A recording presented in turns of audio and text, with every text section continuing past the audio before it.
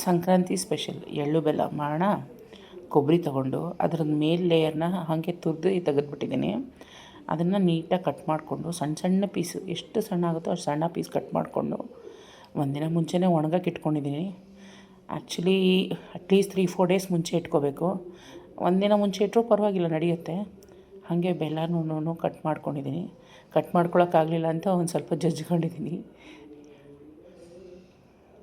ಯಾವ್ದು ಕನ್ವೀನಿಯೆಂಟೋ ಅದನ್ನು ಮಾಡ್ಕೊಳ್ಳಿ, ಏನು ಪರವಾಗಿಲ್ಲ. ಹಿಂಗೆ ಪೀಸ್ ಬರಬೇಕು ಅಂತ ಏನು ರೂಲ್ಸ್ ಇಲ್ಲ, ನಡೆಯುತ್ತೆ. ಅದನ್ನು ಹಾಗೆ ಒಣಗಕ್ಕೆ ಇಟ್ಕೊಂಡಿದ್ದೀನಿ. ಮತ್ತೊಂದು ಬಾಣಲಿ ಇಟ್ಟು ಕಡಲೆ ಬೀಜ ಜಾಸ್ತಿ ಬೇಕು ಅಂದರೆ ಜಾಸ್ತಿ ಹಾಕ್ಕೊಳ್ಬೋದು, ಕಮ್ಮಿ ಬೇಕು ಅಂದರೆ ಕಮ್ಮಿ ಹಾಕ್ಕೊಳ್ಬೋದು. ಸ್ವಲ್ಪ ನೀರು ಹಾಕಬೇಕು ಅದಕ್ಕೆ. ಅದು ಫುಲ್ಲು ಡ್ರೈ ಆಗಿದ್ದರೆ ಬೇಗ ಕಪ್ಪಾಗುತ್ತೆ, ಅದಕ್ಕೋಸ್ಕರ ಸ್ವಲ್ಪ ನೀರು ಹಾಕಿದ್ರೆ ಅದು ಮಾಯ್ಸ್ಟ್ ಆಗುತ್ತಲ್ಲ, ಸೊ ಫ್ರೈ ನೀಟಾಗಿ ಆಗುತ್ತೆ, ಕಪ್ ಬೇಗ ಆಗೋದಿಲ್ಲ. ಅದಕ್ಕೋಸ್ಕರ ನೀಟಾಗಿ ಫ್ರೈ ಮಾಡಿಕೊಂಡು ಒಂಚೂರು ಕಪ್ಪಾಗದಿರೋ ಲೆವೆಲಿಗೆ ಬರುತ್ತೆ.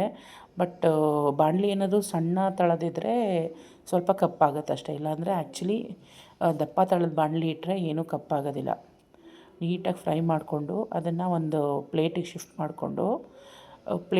ಮಾಡಿಕೊಂಡು ಹಾಗೆ ಇದು ಮಾಡ್ಕೊಳ್ಬೋದು. ಇಲ್ಲಾಂದರೆ ಈ ಥರ ಬ್ಯಾಗ್ ಹಾಕ್ಕೊಂಡು ಹಿಂಗೆ ಒರೆಸಿದ್ರೆ ಹೋಗುತ್ತೆ ಅಂತಾರೆ. ಬಟ್ ನನಗೆ ಇದಕ್ಕಿಂತ ಅದೇ ಕನ್ವೀನಿಯೆಂಟ್ ಅನ್ನಿಸ್ತು. ಮತ್ತೀಗ ಎಳ್ಳು ಹುರ್ಕೊಂಡು ಕ್ವಾಂಟಿಟಿ ನಮಗೆ ಎಷ್ಟು ಬೇಕು ಅನಿಸುತ್ತೋ ಅಷ್ಟು, ಲೈಕ್ ನಮ್ಮದು ದೊಡ್ಡ ಫ್ಯಾಮಿಲಿ ಆದರೆ ಜಾಸ್ತಿ, ಚಿಕ್ಕ ಫ್ಯಾಮಿಲಿ ಆದರೆ ಕಮ್ಮಿ, ಇಲ್ಲ ಜಾಸ್ತಿ ಇಷ್ಟಪಟ್ಟು ತಿಂತಾರೆ ಅಂದರೆ ಸ್ವಲ್ಪ ಜಾಸ್ತಿ ಮಾಡ್ಕೋಬೋದು. ಆ ಎಳ್ಳು ಹುರಿದಿರ್ತೀವಲ್ಲ ಅದೇ ಬಾಣಲಿ ಬಿಸಿ ಇಟ್ಕೋಬಾರ್ದು. ಅದೇ ಬಾಣಲಿಗೆ ಅದು ಆಫ್ ಮಾಡಿದ್ಮೇಲೆ ಕಡಲೆನೂ ಹಾಕ್ಕೊಂಡು ಹುರಿದಿಟ್ಕೊಂಡಿದ್ದೀನಿ. ಈಗ ಎಲ್ಲದನ್ನೂ ಮಿಕ್ಸ್ ಮಾಡ್ಕೊಳ್ತಾ ಇದ್ದೀನಿ. ಎಳ್ಳು, ಕಡಲೆ ಬೀಜ, ಆಮೇಲೆ ಜೀರಿಗೆ, ಪೆಪ್ಪರ್ಮೆಂಟು, ಕೊಬ್ಬರಿ, ಆಮೇಲಿಂದ ಕಡಲೆ ಇಷ್ಟನ್ನು ಹಾಕಿ ಮಿಕ್ಸ್ ಮಾಡಿಕೊಂಡು ಫುಲ್ಲು ಕಂಪ್ಲೀಟಾಗಿ ನೀಟಾಗಿ ಮಿಕ್ಸ್ ಆಗಬೇಕು.